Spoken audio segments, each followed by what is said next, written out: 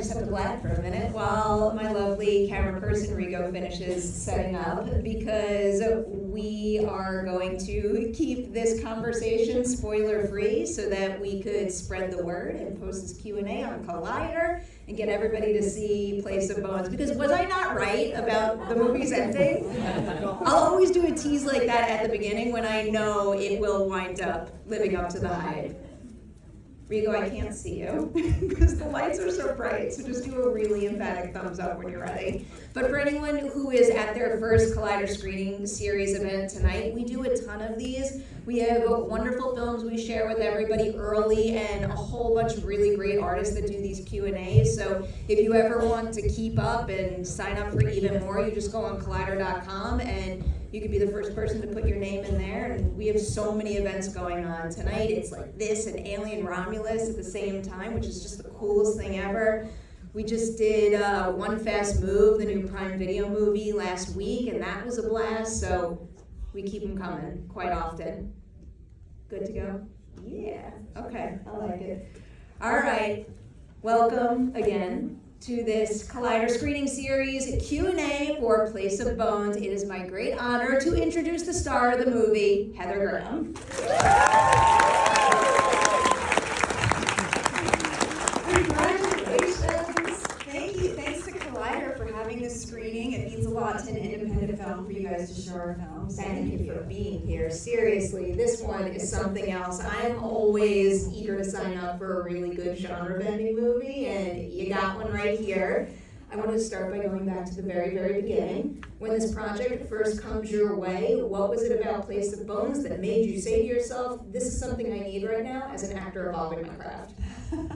Well, I really like the script. I think it always starts with the script. And it's funny because I have two of my girlfriends here tonight, and I was talking to them and I said, I want to play more of a badass character, somebody who's tough, because I feel like in life, I know that I'm a strong person, but I don't often get to play those kind of badass kind of, it's not exactly action, but I love the idea of, outsmarting these bad guys and being tough. So it was exciting to play that kind of role. And we'll say, from my perspective, you had a 1-2 punch of badass movies between this and Suitable Flesh. Has anyone seen Suitable Flesh? You're so good at that. You and Barbara are my favorite in that. Going back to the beginning again with this one, so you sign up for the movie, you're getting ready for production. What part of making this movie were you most looking forward to? But then can you also tell me a part of making it that wound up being more creatively fulfilling than you ever could have imagined? Well, it's funny because I'm totally, yoga, nonviolence, but it is fun to, carry a gun and shoot at these bad guys, and it's fun, and fall on the ground and shoot, it was fun. It was fun. I'll take that. How about something that surprised you while making the movie? Well, it was freezingly cold. We had a really good DP. He's done a lot of Quentin Tarantino movies, so that was awesome when you don't have a big budget, having somebody shooting it that makes it look really cool. But we were freezing our butts off. We were in LA. You'd think, oh, it's not that cold, but we were freezing. Freezing and rainy, I hear as well. Yes. Okay.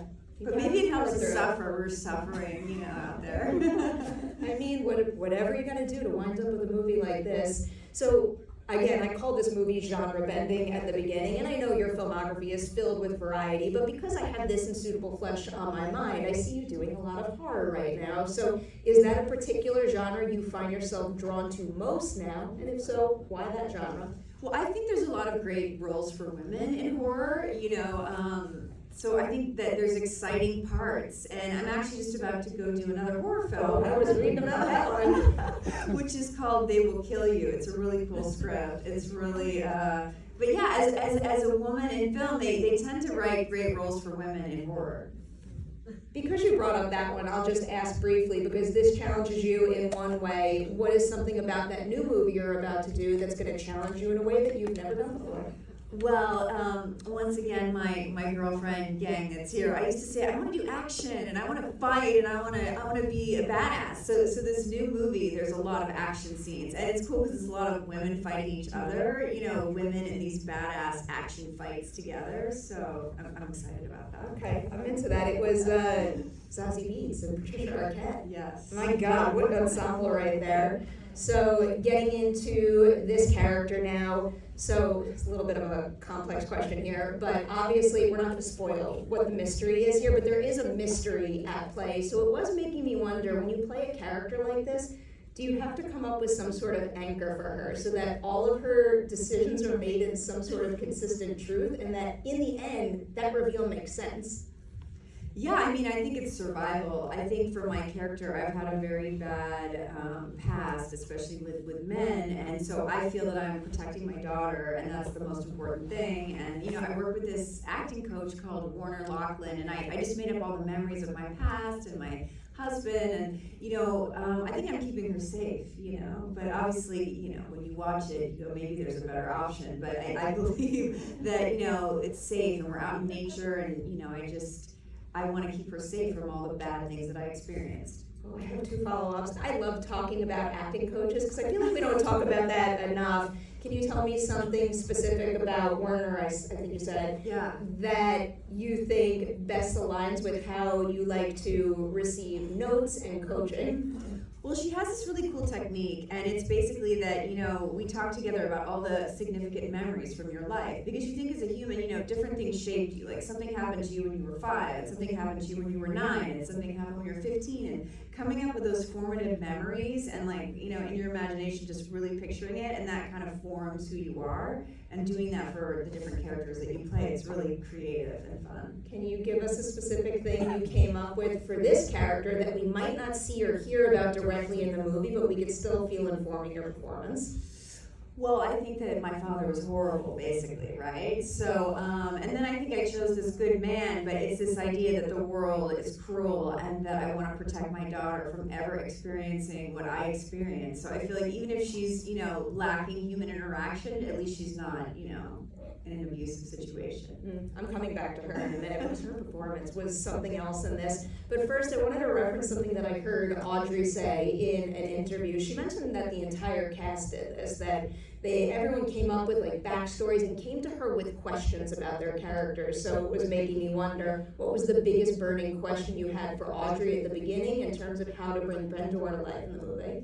Well, I mean, you know, with the money, of course, I was asking Audrey, well, why don't I want the money? You know, like, well, I could take this money and we could do something with it. But I think that my character just has this deep religious faith. And for me, what I related to was just this idea of being in nature, whether or not, you know, Corin's character is saying you're in the middle of nowhere and it's horrible. But there is a part of me that could understand, like, an into the wild, like you're in nature and just being in nature.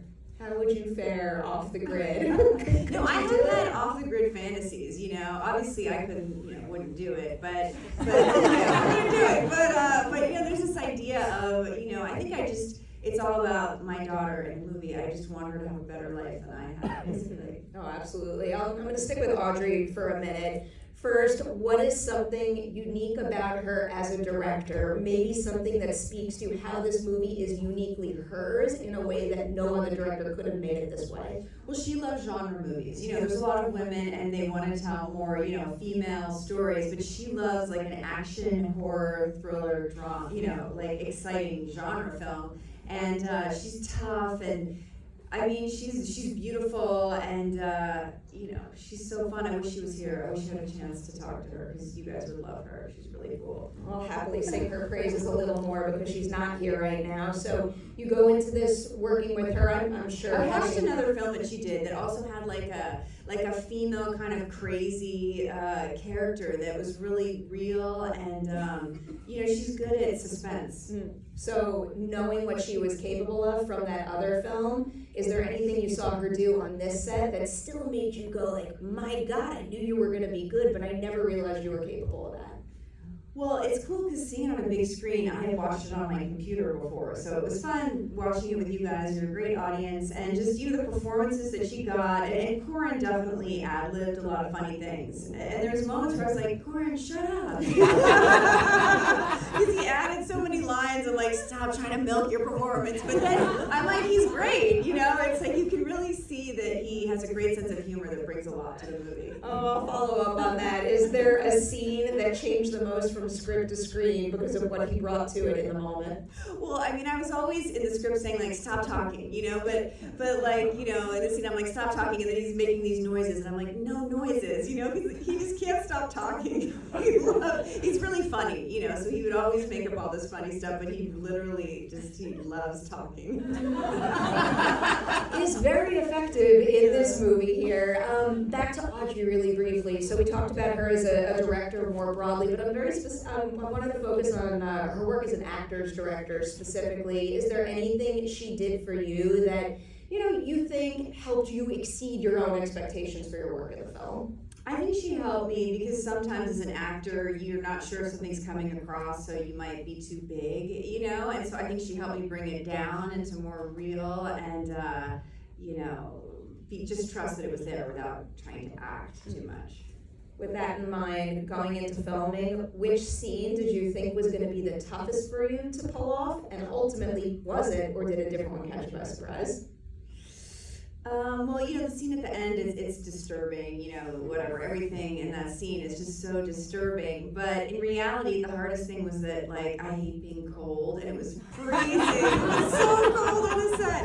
And then this is probably too much information, but the bathrooms were, like, really far away. And we were, like, wearing these really uncomfortable clothes, and it was, like, raining and muddy. So we'd be like, don't drink tea. People like, do you want tea? And we'd be like, no, tea means pee. Like, all the way over there, pee. It's, like, too far.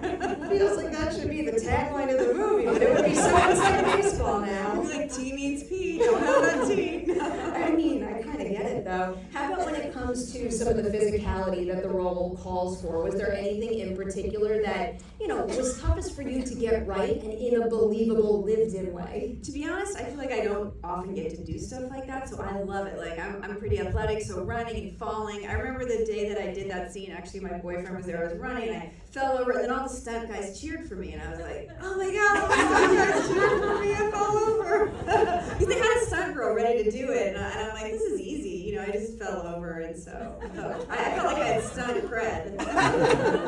I'll take that. What kind of standoff scene do you find most difficult? One where it's kind of long range and you can't see your scene partner, or something really intense like what happens with Tom at the end of the movie? Well, I mean, it's very disturbing thinking of him like abusing my daughter. I'm like, oh, that's so. But yeah, thinking about shooting guys was fun. When you're filming something like that, what is the key to kind of putting you in the zone when I imagine you cannot see what you're calling out to in the distance? I mean, it is a terrifying idea. I mean, we are in a fort, but the idea that they're coming toward us, we don't really have like a good amount of guns and support. Normally in Westerns, women don't fare so well. Either they're being killed or they're a prostitute, or they have basically nothing to do because they're the wife and they're just like, honey, be safe, So I'm really grateful that they wrote a Western with some good female roles. Two good female roles. I'll go to Brielle next. I guess first, obviously you've had great success as a young actor coming up in this industry, but I love the idea that with each new generation, there's a different energy, a different set of techniques. So is there anything you saw her do on this set that made you go my God, I can't believe at that age you have the courage to do this? Well, it's cool because when we were acting and I was in character, I saw it one way, but then watching it, I saw all the nuances of what she was doing, and I like how she's real. Because I think a lot of young actresses, they're try to be appealing or try to look good, and I feel like she was just really raw. And I mean, of course, she is really beautiful, but she's just really real and raw, and she did an amazing job. Oh, you feel it while watching. I'll open this question up to She's also I appreciate the humor, even though this is a dark movie and it's kind of scary and thriller. I do appreciate the moments of humor, and I appreciated her humor. Is that humor something that you're aware of on set? Because I loved standing in the corner just now and hearing everybody's reaction to the end. Yeah, I didn't think it would be such a big laugh, but I'm glad. It's a defense mechanism thing. It's a sign of an effective horror beat. Yes, yeah. I mean, it's a freaky ending, but I'm glad that it was. People seem to find it funny.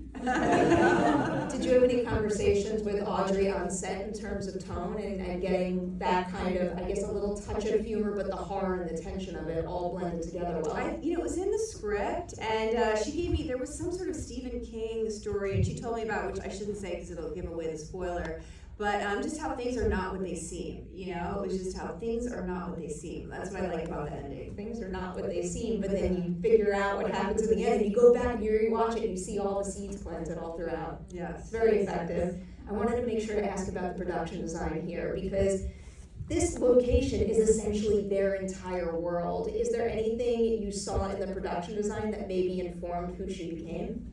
Well, they built that house on this ranch, and it's near Magic Mountain, and basically there's no insulation, and it was, freezing in there. It was like, like if I already said, it was like, we could see our breath, and we were dying, like it was just, and in the middle of the day it would get warm, and it was nice or whatever, but, it's a rough life living with no central heating. Or plumbing, Every once in a while I play a filmmaking would you rather game. Would you rather shoot on location in a really, really cold environment or a really, really hot environment? Everyone who knows me knows that I prefer a really, really hot environment. Okay, I'll take that and I'll agree with that. I'll ask you one more would you rather question because this is one of my favorite ones. It has nothing to do with the movie, it's just fun. Would you rather have to fake sneeze or fake vomit in a scene? Fake sneeze, I guess. So, yeah, fake sneeze. Can you? That's always the fun. do we approve? I'll take it. So I just brought up the production design, and I want to expand that even bigger. Well, by the way, Audrey and the DP were living in that house until they realized that it was so uncomfortable that they couldn't live in the house. But they tried to get in the world and live in the house. I have so many questions about that now. They started production. Well, there was a real house that was like a 5-minute drive away, but they tried to live in the house that we shot in until they didn't realize that was way too uncomfortable. Did you ever have the itch to do it, even for a night yourself? No. Are there any particular details in the main house that you hope people catch on second viewing? Something like teeny tiny but speaks to who they are in their history? Well, stained glass window, just wanting to have something of beauty in this place that's really harsh. For me and my character, it's all about my daughter, That's the most important thing. Oh, yeah. And that connection is palpable. So broadening it even more from the production design, and I'll preface this question by saying every single person who works on a film is of the utmost importance. Movies don't get made unless it's a huge team effort and everyone's collaborating together. Can you name an unsung hero of Place of Bones? Someone who, helped you out on a tough day, someone's name that we don't often get to hear, but they deserve credit for their work. The people I always really appreciate on sets are the assistant directors, and the PAs, the people that make everything run, and pretty much always just love the first AD, the second AD, the third AD. Those are always so fun, and they make your day more fun.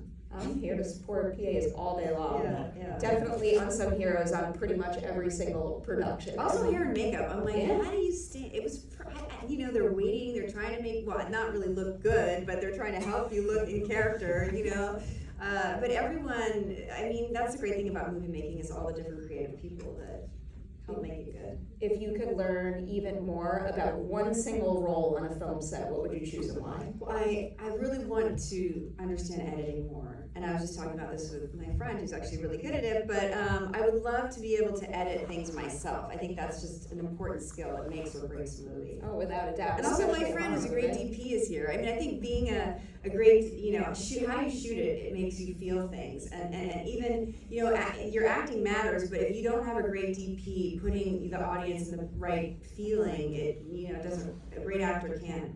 The DP is as important as the actor, I think. Oh, without a doubt. Do you want to shout out? Oh yeah, Steven Fierberg. Okay. Hi. He wasn't even on this movie, but he's a great DP. I like hearing names I'm unaware of because then I see how they work. Yeah. So I'll look it up now. When you look back on the filming of this movie, is there any specific memory from making it that you think will always be on the top of your mind? Well, we were right by an airport, so airplanes kept going by our head. And so Audrey would just, I don't know if I just can curse or, but she'd like, fuck, because like this, we'd be doing a scene and they'd be like, vroom, which is like, it's a period movie. You can't really have airplanes going by. But we were in the path of like a lot of airplanes. That was one of our main problems. Okay, so the cold in the airplanes, I get that. I mean, just the small details. We had these little like power bars that were called like no sugar bars. Like we were like living for our no sugar bar. Like, do you have one? Do you have? It's like a drug. Like, do you have a no sugar bar?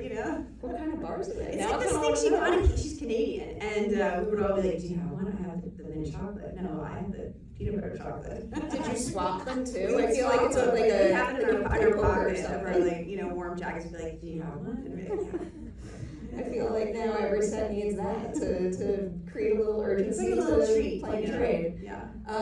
Leaving this movie, did you gain a new acting tool for your toolkit, so to speak, that you would be eager to put to use on another film even more in the future?